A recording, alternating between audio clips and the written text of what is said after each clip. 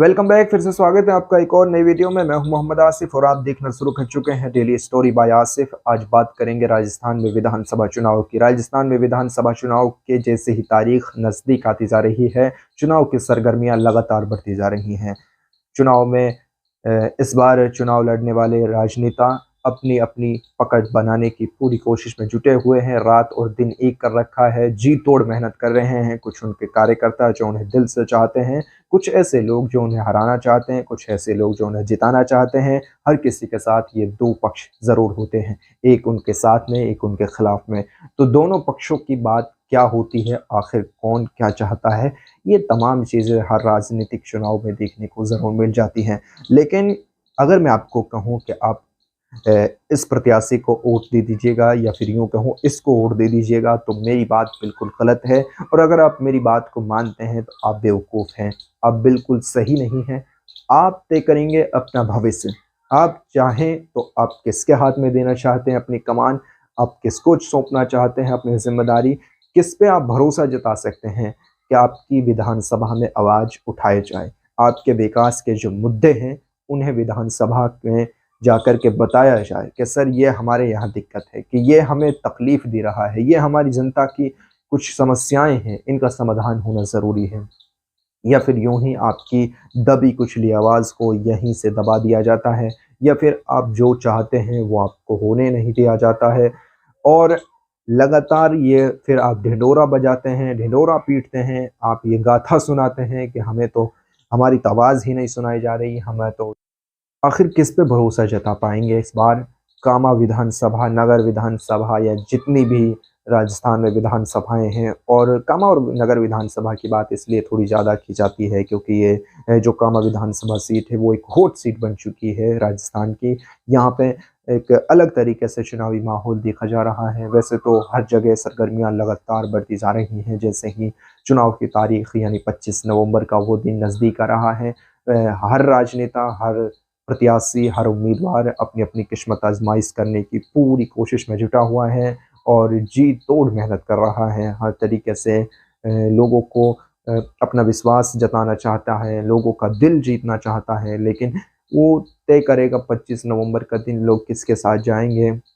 अब सवाल ये होता है कि राजस्थान की जो जनता है वो चाहती क्या है, क्या उन्हें विकास नज़र आया है या नहीं आया है। अगर उनको विकास समझ में आ रहा है, विकास हो रहा है, उन्हें लगता है कि उन्हें डेवलप किया, उनके साथ डेवलप किया गया है, उनके इलाके में विकास की गतिविधियां बढ़ी हैं, तो उन्हें 25 नवंबर का दिन वो तय कर देगा कि आखिर किसके साथ वो जाना चाहते हैं इस बार।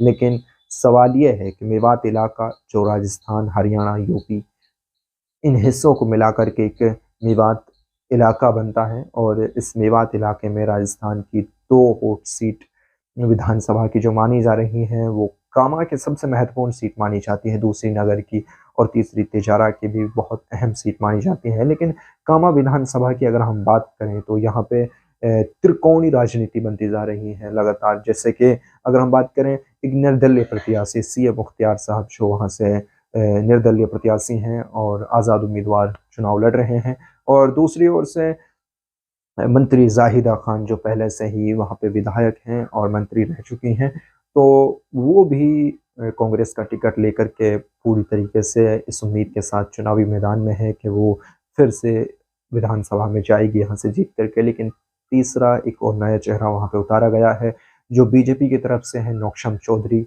जो कि पूर्व में पुन्हाना विधानसभा से बीजेपी के टिकट पर चुनाव लड़ चुकी हैं लेकिन कामयाबी नहीं हासिल कर पाई हैं। तो ये त्रिकोणीय राजनीति जो बनती जा रही है, इसमें जनता का रुझान किसकी ओर ज़्यादा बढ़ता नजर आ रहा है, या फिर मेरे और आपके अपील करने से, या फिर मैं कहूँ, या फिर विधानसभा से अलग दूसरे क्षेत्र के लोग आपसे कहें कि आप नौक्षम को वोट दीजिएगा या फिर जाहिदा को ही जिता दीजिएगा या फिर सी ए मुख्तियार अहमद के साथ जाइएगा, तो वो शायद मेरे हिसाब से गलत होगा, क्योंकि वो आपसे बेहतर कोई नहीं जानता है आपके लिए कौन अच्छा है, आप किस तरीके से अपने भविष्य को चाहते हैं, आप किसके हाथ में सौंपना चाहते हैं अपनी कमान, आप किस पर भरोसा जताते हैं। क्योंकि मैं उस विधानसभा में नहीं जाऊंगा, ना ही मेरा काम पड़ेगा। मैं तो पुन्हाना में रहता हूँ, तो पुन्हाना विधानसभा मेरे लिए ज़रूरी है कि यहाँ से कौन किसको सही माना जाता है। लेकिन वो आप तय करेंगे, आप उस इलाके के लोग हैं। और सवाल ये भी है कि नए नए चेहरा वहाँ पे तो एक तरीके से सामने आए हैं, मुख्तियार अहमद और नौशम चौधरी, दोनों एक बीजेपी से पहले प्रत्याशी रह चुकी है पूर्व में, लेकिन दूसरा जो चेहरा है वो कहीं न कहीं अच्छी छवि बना कर के इलाके में काम कर रहा था, पहले से ही समाज सेवक था। लेकिन वहीं जाहिदा खान जो मंत्री रह चुकी हैं और फिलहाल मंत्री हैं मौजूदा सरकार में कांग्रेस में, तो ये आपकी ज़िम्मेदारी बनती है, आप पहले जानें, समझें किसकी विचारधारा क्या है, कौन किस तरीके से आपको सही साबित हो सकता है, या फिर आप पहले से ही खुश हैं, आपको लगता है कि विकास हुआ है, तो आप किस प्रत्याशी के साथ आगे बढ़ना चाहते हैं।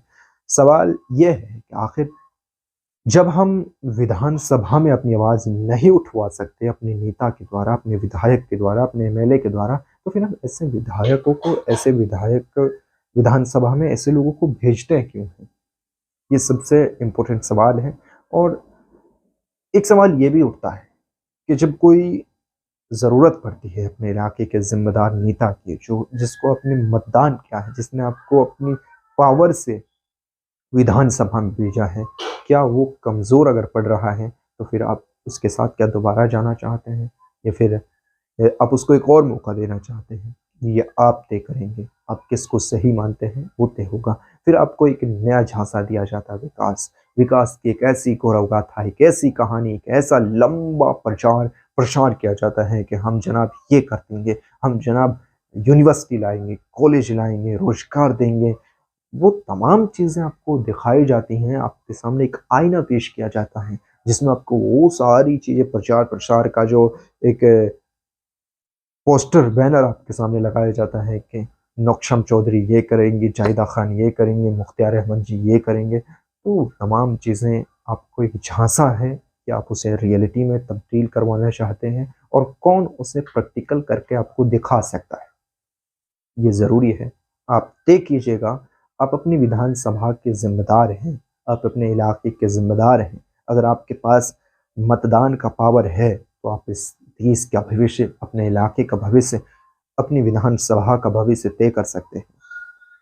तो मैं आप लोगों को ज़्यादा कुछ जानकारी नहीं दे पाऊँगा, क्योंकि राजनीतिक विशेषज्ञ मुझसे बड़े-बड़े बैठे हैं और आप बेहतर जानते हैं अपने इलाके के बारे में। लेकिन मैं आपको ये ज़रूर बताना चाहूँगा, और मैं एक रिक्वेस्ट या अपील या दरख्वास्त या निवेदन या विनती या फिर विनम्र आग्रह भी अगर इसे कहा जाए, तो भी गलत नहीं होगा। आप कृपया करके उसे वोट दीजिएगा जो आपका भविष्य बदल सकता है। इलाके में बहुत बड़ा हत्याकांड एक हुआ था, उसमें आपने सब कुछ परख लिया। कौन आपका समर्थन करता है, कौन आपसे दूर रहता है, कौन नज़दीक रहता है, कौन आपका साथ दे सकता है, कौन नहीं दे सकता है, कौन किस तरीके की भाषा का यूज़ करता है, कौन क्या चाहता है, कौन क्या चाहता है। वो आपसे बेहतर कोई नहीं जानता, क्योंकि आपने उन्हें पिछले 5 सालों से देखते आए हैं। और कुछ लोगों का ये मानना भी होता है कि वो एक नए चेहरे को, एक नई उम्मीद को आगे बढ़ाना चाहते हैं, लेकिन कुछ लोग अपने पुराने ही अ, नेता के साथ जुड़ा रहना चाहते हैं।